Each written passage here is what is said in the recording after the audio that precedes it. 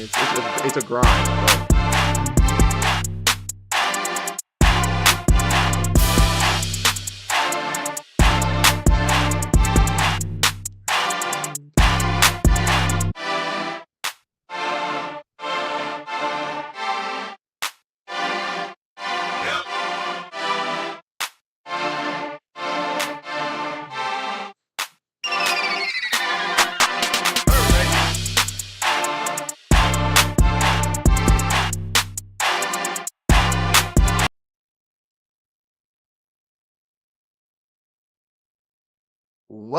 welcome everybody to another weekly episode here on Celtics Digest. I'm Bruce Veliz with our new co-host Patrick Billings. Patrick, what's up, Pat? How you doing today?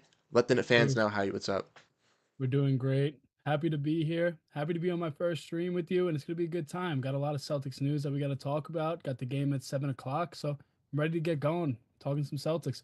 Oh, I'm excited too, and I think the fans are going to be excited as well. You dropped your debut video yesterday on the channel, and fans tuning into this channel or to the stream, seeing your first time here, definitely go check out Patrick's video. Did a fantastic job, and Patrick will be making more videos and more content for Celtics Digest in the future, hopping on these live streams. So definitely give Patrick a warm welcome to the channel, fans down below in the comment section. But let's get into some Celtics news and let's debate into some Celtics topics as we'd had a busy week with this Celtics team over this last couple of days since we were on this last stream, and it's been some crazy news. So let's get into it. The Celtics over this last week unfortunately had a little bit of a disappointing week as they went 1-2 in their competition, taking on the Nuggets, Cavaliers, and Pistons, but do look to take on some bright heads in the Blazers tonight. When you look back at these three games, Patrick, which kind of screams out to you? And if you want to kind of dissect any of the games, which one do you really want to look at first? I mean, I'm gonna go right over the Pistons game because the Celtics did come from a back to back, and they are playing a tough team in the Pistons. So that one you draw up as not as bad as a loss, but you do want a game like that. But I think that Cavs game did hurt the Celtics more, and I would want to talk about that a little bit more. A lot of classic Celtics third quarter leads being blown. It's just what we've seen over the years, and they can't get over that. So that's what went on in this Cavs game. Another blown game. Yeah, and unfortunately for the Celtics, like you mentioned, in that Cavs game, first quarter, I believe they had like a 22-point lead. It was absolute masterclass. They were using that killer whale offense, hunting down Darius Garland, and the Celtics were doing that entire game.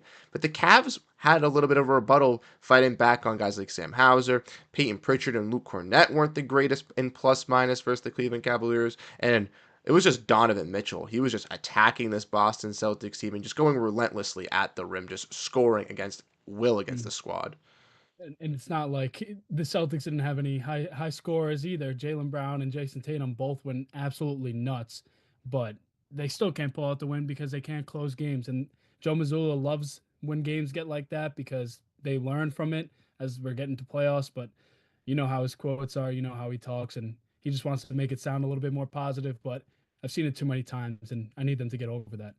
Yeah, I would agree. I think that's one of the main frustrations with this Celtics team, and not just the teams with like Marcus Smart before the championship, but also after this championship and through this Right. championship path is there's still these, roadblocks and still these, humps that they still have to fight over, but it's about the determination that they get through it. And with Joe Mazzulla, they've been able to do it a little bit stronger over these last couple of games, but like you mentioned, these tough, heartbreaking losses, I feel like, do come when it is versus the Cavaliers in these tough moments where they have a third quarter choke, or when you look at that Kings game from a couple weeks ago as well, where they lost in the fourth quarter. It's just these collapses just really haunt this team still into the 24-25 season. I gotta ask you, what do you think it is that keeps getting these one quarter losses? We've seen it. We even saw it in the finals against the Warriors, right? The Warriors had that one third quarter where they blew out the Celtics. It's been constant since 2022. What do you think it is? Do you think it's the isolation problem, or they're just getting on some slumps on offense and they're not picking it back up on defense? What do you think? Um, so with this Celtics team, I feel like this season a little bit more it has been the slumps on offense because no, we haven't really seen it recently like this year, but Right. if you look back to like January, December, like a little bit months back, we did see those regression slumps in offense that did lead to the regression slumps in defense, which hindered in some quarters for the Celtics and losing some of those games and being even in some closer contests versus like the Pelicans and stuff.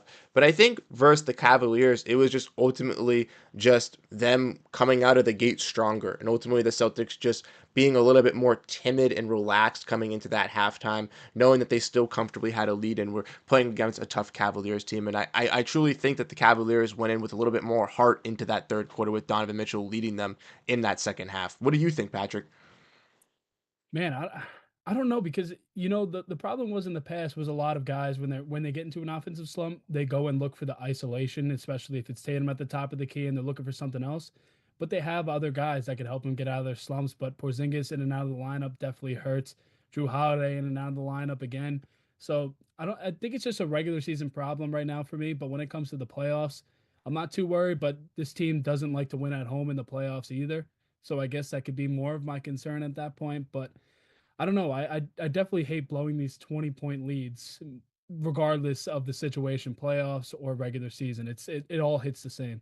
No, I totally understand. And kind of something to talk about with this Celtics team that you just kind of brought up was Kristaps and Jrue, because they've been another topic of conversation between the Celtics team, the Celtics fans, and just everyone in Celtics in general, because we've seen them get a little bit older, been a little bit more injury prone this season, being out these last couple of games, and through this stretch we have yet to really see KP or Jrue play in many of these games. So do you think that's ultimately affecting the Boston Celtics as well, or do you think that they can kind of fight through these regular season problems now and still be fine in the playoffs if they have them healthy?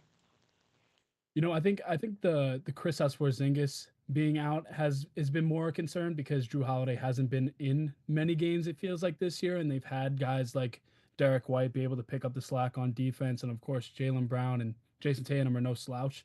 But I think Porzingis hurts a little bit more just because that first quarter we see Jaylen Brown and Kristaps Porzingis. That's when they go off on offense, and they're missing that presence, having that 5-out offense, which is I like seeing Al Horford being there on the floor and running it, but it's not the same. He can't shoot over everybody like Porzingis can. So I think that Porzingis being out does hurt. I mean, he's out tonight with the sickness. We didn't know if he was going to see him or not. Talked about it yesterday, but I mean, it's definitely more brutal with him out, and they definitely need him out on the court.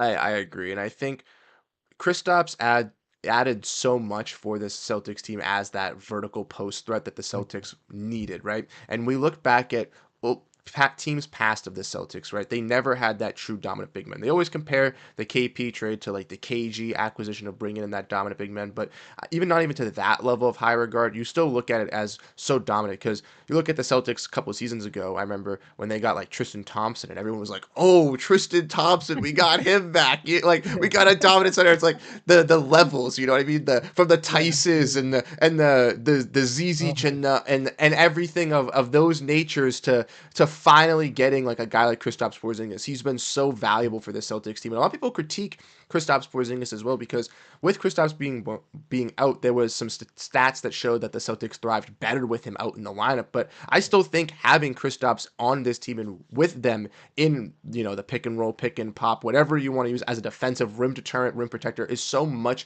needed for this Celtics team, regardless of the fact, just because Jayson Tatum and Jaylen Brown, they need a athletic big around them. They need someone like that. And yes, Derrick White and Jrue Holiday add that defensive playmaking for the team that also helped for those guys. But I think the big is very needed for the Celtics team, and it was clearly shown when Porzingis was added to this team. especially having that lob threat. We see a lot of teams. I mean, look at the Lakers. They have Jackson Hayes, who hasn't been seen as a great player his whole career. And you knew as soon as Luka was going to come in, he has that lob threat. So even having Porzingis as a small lob threat is great. But I did see something that the Celtics have the second most efficient lineup, but it has no Porzingis and it adds Al Horford. But I don't know if that just is because Porzingis isn't playing as much. But Al Horford, when he gets in those big games like against the Nuggets, he decides to show up and play against those big players. So I understand it too, but I would love to have Porzingis back and playing. No, Al is like the true definition of a veteran. I feel A like start stopper. A Uh-huh. star And stopper. a star stopper as well because he goes up against guys like Giannis or a guy like Jokic and can just shut them down or limit them to a degree and it's Laughable. crazy. And it's crazy to see. And then you'll see him in games versus like not to knock him, but going up against other like an Onyeka Okongwu when he's just like you know what I Getting mean? Like destroyed. he's exactly. He's having fun. He's doing solid, but he's not playing Yeah. dominant and Horford has obviously taken a little bit of a step down. We saw last year. I remember Mhm. Horford getting a lot of 20-point games. You'd see Horford having 5, 6 3-pointer games, and we haven't really seen that much as an Al Horford. But recently, we've seen him also be a dynamic threat as a scorer and as a three-point shooter. As I believe since the 2025 calendar year, he's had like 4 or 5 like 10-point first quarters or first halves, first point halves, which is very good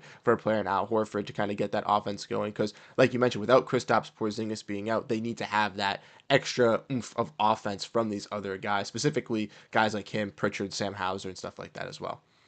Yeah, and that's why I brought up the point in the video yesterday. I thought it'd be interesting.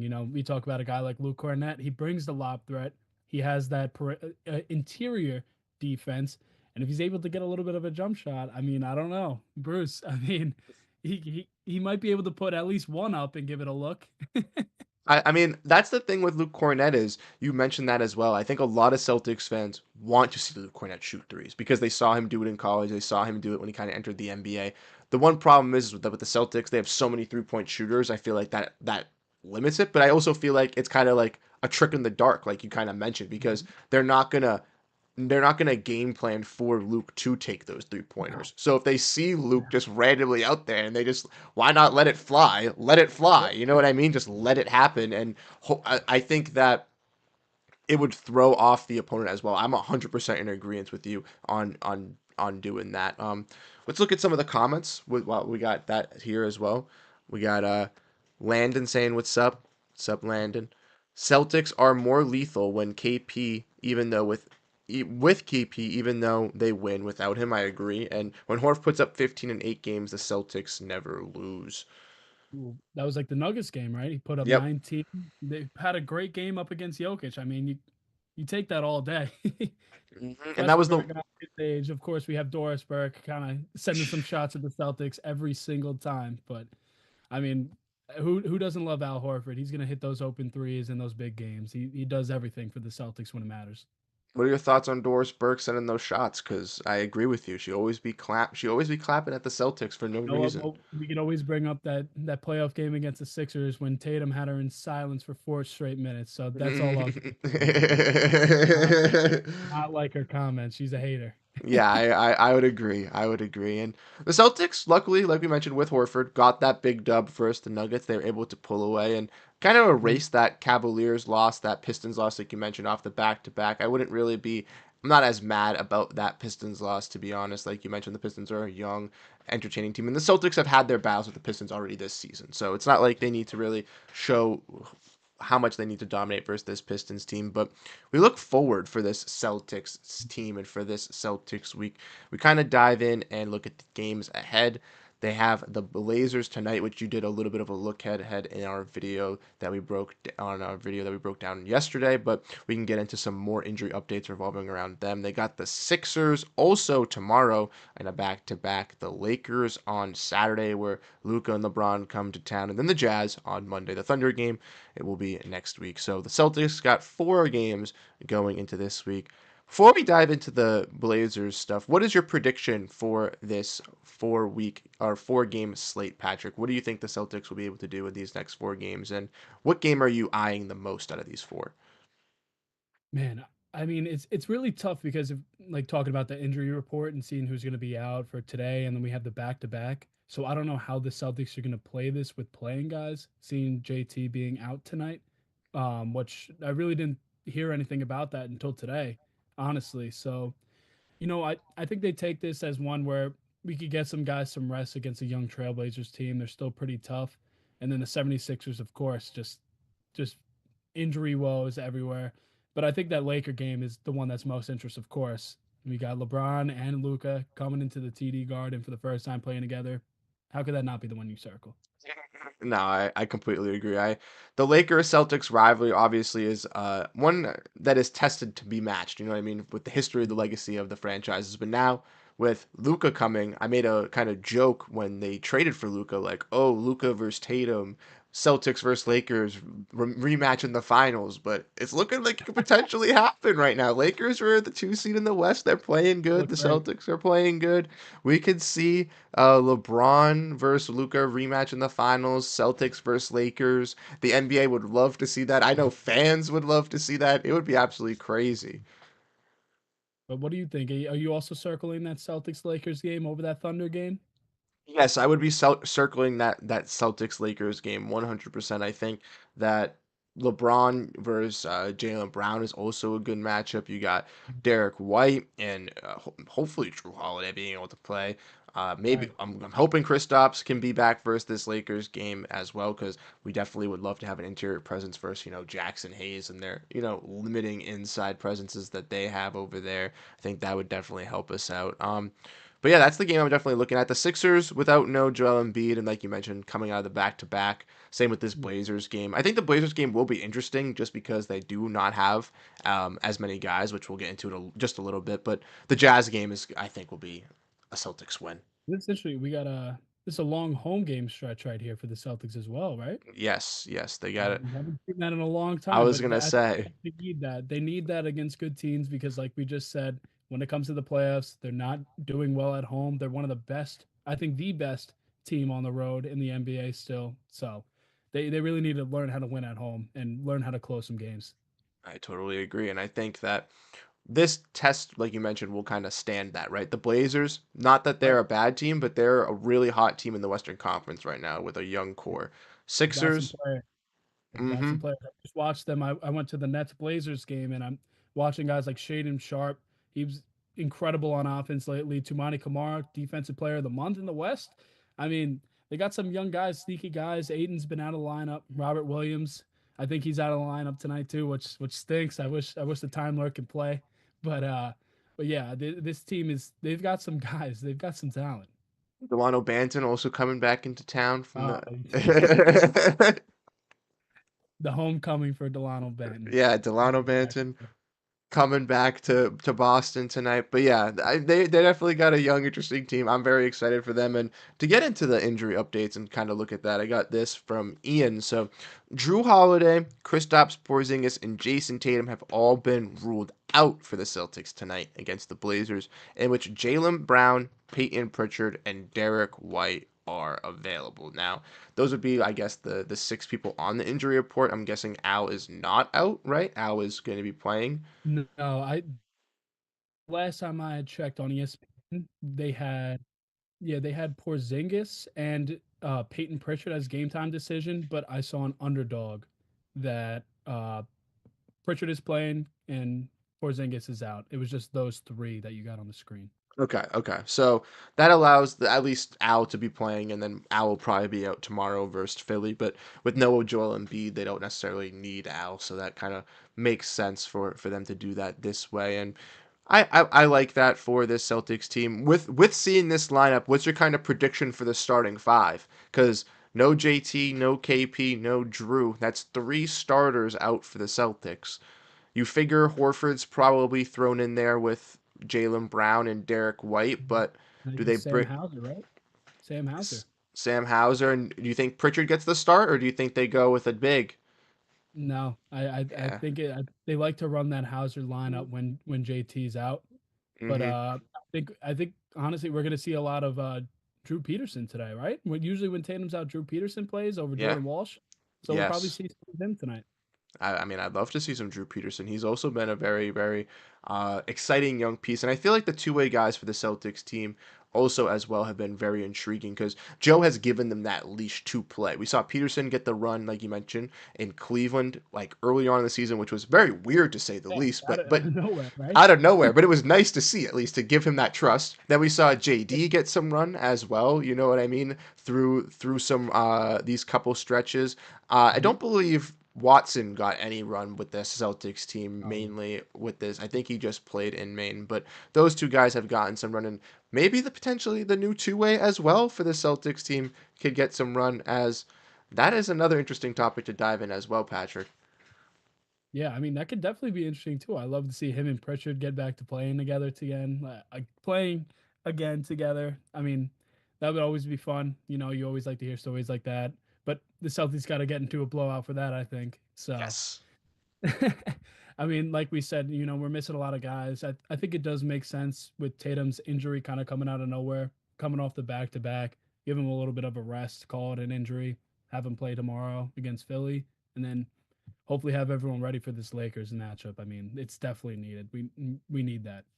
I 100% agree. I think the Celtics taking a little bit light throughout the week, obviously, in this back-to-back to gear up, obviously, for that Lakers matchup to be 100%. And for Jayson Tatum to take a rest day, to take an off night, that is key because he's a Right. guy that never really takes an off night. He's always usually playing. But with speaking about some two-way guys, we've also had some recent news regarding around this Celtics team and talking about two-ways. And we saw that the Celtics put out a thank you as they obviously waived Anton Watson and parted ways with the two-way player, but he already found a new home as the New York Knicks have claimed Anton Watson as a two-way contract. Now, with Watson being claimed after the two-way deadline, he is not a playoff eligible guy for this Knicks roster, so he cannot be brought up. But he will be playing with this Knicks team in Westchester and can play with them, obviously, through the end of the season if they want to use him just as some extra bodies to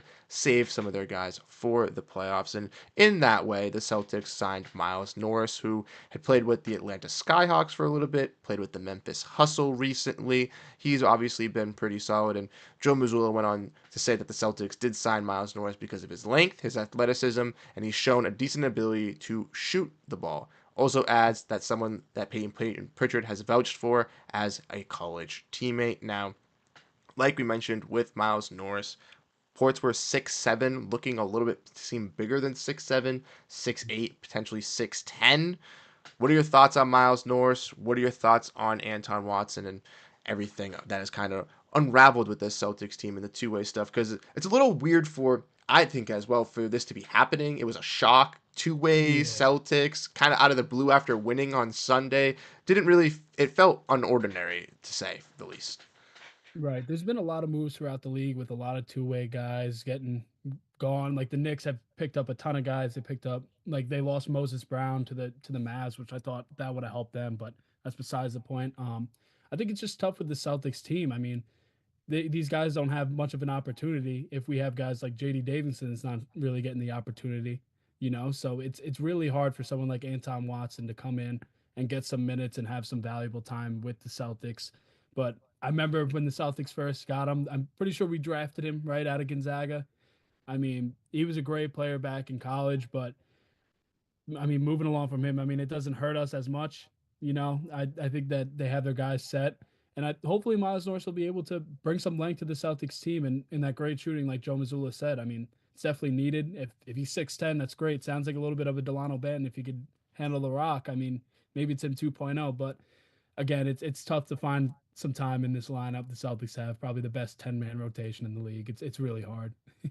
No, that's the tough thing about the Boston Celtics team is you even look at guys like Jordan Walsh who should be Baylor Sharman deserving. too. Baylor Yeah. Shireman, exactly. They should be getting some run, but just because they are so deep and since they are in this winning now position, those type of guys have to be resorted into like guys that are used as just like injury preservation, I would say. You know Right. what I mean? And that's no knock on them because they're still talented players. And for Baylor, he gets to play a little bit in the G League here and there, so it is nice for him to obviously go down and get those reps. But I think for those guys to crack the lineup, it's even hard. So do I think Norris is going to get any tiny bit of run tonight? Most likely not. I don't think so unless it's a It'd have to blowout be win. a blowout. It'd have to Yeah. be a blowout. He comes in with 5 minutes left. If we're up 30, I think he definitely will come in. Joe's usually good with that, but I think you're going to see more of a Drew Peterson night and a Mr. Consistent Jordan Walsh night over Miles Norris for sure. Exactly. And I think with Miles, I believe he averaged like 17 points in the G League, which is a little bit higher than what Anton Watson was averaging. He was averaging 12 for the main Celtics. So maybe the Mm. Celtics did feel that they took a value pick in Anton Watson. It wasn't really going to pan out, and since he's a second round pick, they can just write off of him and just go for another two-way guy. Maybe they felt that it wasn't really working with Anton Watson, and after just an impressive summer league, they felt that it was easier to rewrite on with it and maybe pursue another person in the draft next season. You know what I mean? It's a little bit easier like that. But ultimately, I do wish the best for Watson. You did mention the Knicks have been rarely involved in picking up some of these guys, right? They picked up Yeah, Anton Watson right here. I also saw they picked up Marjon Beauchamp from the yeah, Bucks. Or not, yeah. well, from the Bucks to the Clippers, but then to the Knicks. So they're like untapping into this like undeveloped defensive young prospects, similar to guys like, McHale, OG, Josh Hart, kind of those like undervalued, undersized wings. And I know this isn't Knicks Digest. I don't want to be spreading no Knicks propaganda or nothing Yeah, like that, no, but no. it's looking nice for them. I got to They give them the they pat on the they let back go for doing it. they let go of Matt Ryan though.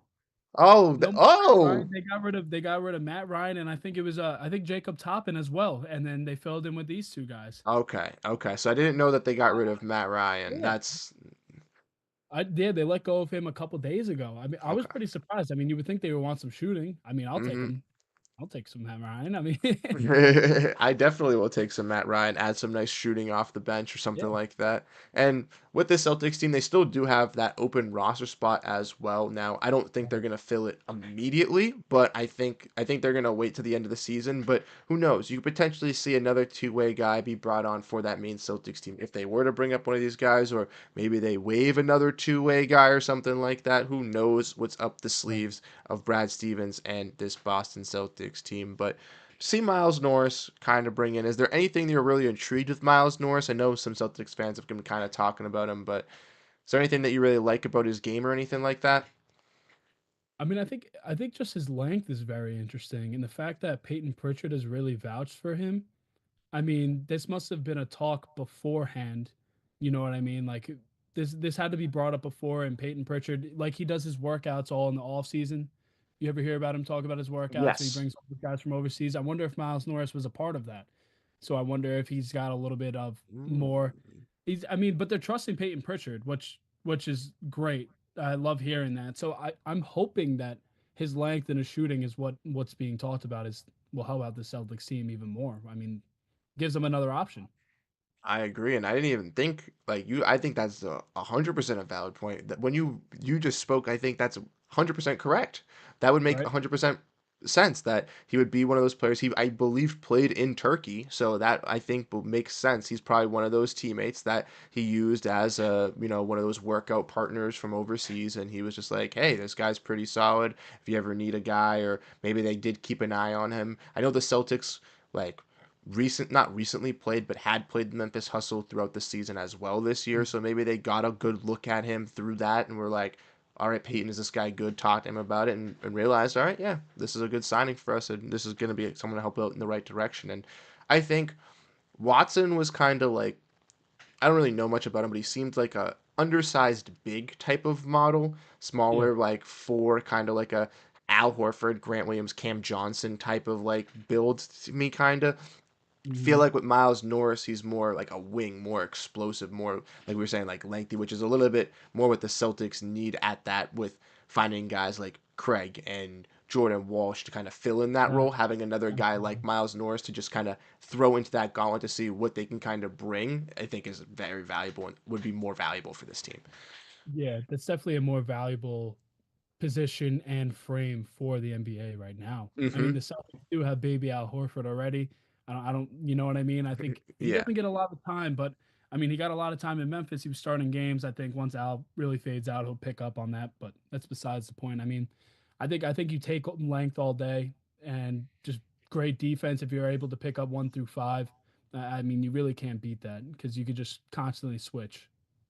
exactly. And who knows with these two-way players, we've seen some of them grow to be Boston Celtics. We've seen guys like Sam Hauser. JD Davidson hasn't hit that mark yet, but obviously has been tearing it up for the main Celtics. But Sam Hauser, Luke Cornett, um, I'm Miaskata. Namish Keita. Yeah, that's the one I was blanking on. Thank you, Namish Keita. These guys have all come up through the Celtics rank and have earned themselves these spots and have made themselves long-term fits. And with the Celtics being a playoff team, second apron team, those are the marginal moves you have to kind of make to improve your roster. It's not like we can go out and get a big splash on the trade market unless we're sending out a big splash, which we don't necessarily want to do. You know what I mean? We want to keep our team, want to keep our cohesion. So making these little small moves, specifically if it can be, an untapped potential piece, like a two-way guy, might as Right. well strike the mine. Absolutely. And I mean, bringing up the Miaskata real quick, I think he's going to get a Yep. lot of time tonight. I think Oh, he's going to get a yes. lot of time tonight. They got some size over there in Portland. I think he's going to be all over those boards tonight. He's going to get those offensive rebounds. He's going to be a threat tonight. I think he's going to get a lot of minutes. And Namus Keita as well was a big X factor in that Nuggets game as well, where in Mhm. the Cleveland game, I believe it was the one that he seemingly struggled, where a lot of fans were very agitated at Namus Keita, and the Namus Keita display has been weird because there's nights where he plays good and fans are like, this guy's awesome. And then there's nights where fans think he's not an NBA player. And I don't understand that kind of narrative of parallels because he's very deserving of a player. And even Joe Mazzulla said following the Nuggets game, if it was any other team in the NBA, he would be a backup center on that team. And I think he has that potential and can be that type of guy for this Celtics team, if not for another team in the NBA. And he makes some minor mistakes here and there, but I think he's only had like a year and a half in the NBA at this point. I we got him from the Kings, I Yes. believe. So I mean, I that's why I remember. I mean, he's a great offense. He could grab some offensive boards. He has some nice touch. I think he just will get ahead of himself. I mean, when he's out on the perimeter guarding somebody, I'm not too afraid. He actually can stay in front a little bit and hold his own. Not like anything crazy, but I really do think he'll turn into a great player if he just keeps getting those minutes. But I think it just would you rather have Luke Cornett in some games than Amias Queta just having a bigger body? And I think that's why I think tonight against like Donovan Clingan, I think it'll be interesting what lineup that they go with. I think Luke Cornett's going to start, but I think Amias Queta could have a good battle down there with him being a bigger body. No, I agree. And I feel like with Luke and Namus, it's kind of two different entities. Luke is more like the polished big, the guy that's going to do everything right, where Namus is kind of like the ball of energy, the high motor guy, the guy that's just going to be bouncing Right. everywhere, which is like two different complexities. So like when it works for Namus, when like the random rebound is over there and he goes and grabs it and slams it and does the cool dunk or makes the right pass, it works. You know what I mean? But I love it. sometimes I love it too, but sometimes it's like he set the moving screen, or he wasn't supposed to be in that position, and Tatum is yelling at him to be down low in that block, where he has those little miscommunications. But once again, I think that once he fully becomes polished, he can reach those limits, and I don't think he might. There's been a lot of like Rob Williams comparisons. I don't think he's going to be a Robert No, Williams type I of don't think player so. at all, but I think he has the lob threat ability of a Robert Williams, and I think he has a lot of other qualities as well as that like rim protector slash rim deterrent for this Celtics Right. team to have at that center position, which again is very nice to see as like an energy guy as well, because you need those different types of pieces like with Porzingis and Horford. Horford more being like perimeter and like more like I guess like back to the basket and just like holding his own, and then Porzingis kind of being a little bit more energy too. Right. Yeah. I mean, dude, I think he just needs to learn that he's a big body. Like, Mm-hmm. you know what I mean? Like sometimes the whole saying is that Tatum when he realizes he's 6'10" and could get to the rim whenever he wants. You know, like there's times where like he's just kind of going up more soft, like just go in hard, like use your body. I think like he just has to realize like how to use his body because he has some nice touch. He's all over the court, honestly, when he's down low, he's fighting for every board. I think he just give him another year or two, and I think he'll come into his own. No, I 100% agree, and I'm excited to see, like you mentioned, with this Celtics team, they have some young pieces as well. Like we mentioned, Jordan Walsh, Baylor Scheinman, Namish Keita, alongside these other guys like Peyton Pritchard and Sam Hauser, who have already kind of grown within this team already. So I'm excited to see this true potential of this Boston Celtics team and ultimately what they can bring us in the future. Now, with this obviously season getting closer and closer to an end, we obviously know that they're going to be solid in the playoffs. I feel nothing about that. But going closer to the playoffs, before we sign off, Patrick, who do you think is the biggest opponent for the Boston Celtics kind of going into the Eastern Conference, I would say? My mind tells me one thing and wants to say the Magic just because of how they played us every single time. Just like, you know what I mean? Like, I watch a lot of Celtics, and it's like, oh, we're playing the Magic, great. I mean, but I guess realistically, you just got to say the Cavs. I don't really have any problem with the Knicks. They haven't shown anything against top teams in the NBA at all. Their point differential is terrible. They haven't beaten the Celtics. They haven't beaten the Cavs or the Thunder this year. So I think the Celtics stroll right through and just have to worry about the Cavs and finishing. What about That's you? what I think it's the Cavs as well. I think with their midseason acquisitions of obviously DeAndre Hunter and stuff like that, they obviously stack up. The Celtics though have these like weird mismatches where they can overlap versus this Cavs team where the Cavs want to go a little bit bigger, the Celtics can go a little bit smaller against them, but then also can go a little bit bigger on their guards compared to the Cavs. So I think that helps the Boston Celtics. I do think it's going to be a tough series. Kenny Atkinson's a great coach, and I do believe that the Celtics will be able to get it done. I just truly think that health is going to matter most for this Celtics team. I think Always that's going to has. be the final matter. And I think a lot of Celtics fans agree with that as well. I think truly the health is going to be the key factor in how far the Celtics team ultimately goes. I mean, before we sign off real quick, I just want to ask you, what do you got for tonight? Give a prediction. What are you What do thinking? I what do I got for tonight? I think the Celtics are going to beat this Blazers team. I think that Kamara is going to impress and put on for a lot of Celtics fans, and I think a lot of people that don't know who Tumani Kamara is are going to find out about him tonight after playing against the playing against Jaylen Brown and some of these other guys. We got a NJ saying you look like a Bruins defenseman that has been that's an enforcer. I'll take it. I'll take it. I'll take it. Absolutely. Let's go. An enforcer. That's awesome. No, love That's it. awesome. What's up, Jeff? How you doing? But I would say I think the Celtics are going to win. I'll say by 12 points. I think that it's not going to be like a blowout, but I think this Blazers team is going to fight, and I think Mhm. that they're going to have some moments where they, like similar to that Raptors game where they go on these 10-0 runs and stuff like that. But I ultimately do think that the Celtics will be able to win and win by 12, I'll say. Yeah. What about you? I think they're gonna go up by 20 and then end up winning by like 10. Yeah, I can see them win by 10 to 12, just like you. I mean, I would say a high scoring game. They're both pretty good defensively, but I mean, like I said, I just watched them in person and they're pretty impressive. They got Scoot coming off the bench. He's finally coming into his own.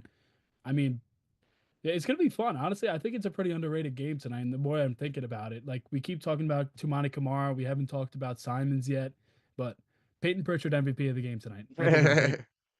I'm ready Peyton for it. Pritchard always goes off against Portland. You know what I mean? His old team, obviously, where he's from Oregon, so he played Right, against his old team, and when he plays in Portland, he does a little bit better. But I think versus old team, he will go Mr. off. 92. Yep. That's why my friends we call him Wilt Chamberlain because that's what he is. Wilt Chamberlain. When he picks those numbers, that's what he does. So that we're having a Wilt Chamberlain night tonight from Peyton Pritchard. I hope so. It's definitely needed, and this Celtics team definitely needs a big W. I think, like you mentioned, this is going to be a bigger, exciting game. And if you're a Celtics Mhm. fan that usually doesn't watch the run in the regular season, you think, oh, it's the Blazers.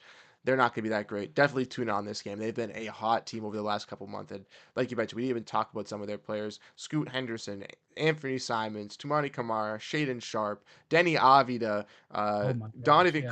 Donovan Clingan, Robert Williams. They have Jeremy Grant. He's not that great, but Jeremy Grant. Um, they have players. It will be an exciting one, and I want to say Yep. shout out to everyone that came through for the stream Yeah. tonight. Once again, we really do appreciate all your guys' love and support over here on Celtics Digest. Like I said, Patrick is going to be the new co-host on Celtics Digest. So wanted to give you guys a warm welcome to Patrick on this stream. He's going to be making videos. We'll be doing duos, singles, these live streams every single week, coming forth you guys with all the latest Celtics news. So if you want to make sure you stay up to date on everything, make sure to hit that like and subscribe button and let us know your thoughts down below in the comment section. Patrick, is there anything that you'd like to say before we sign off on the stream?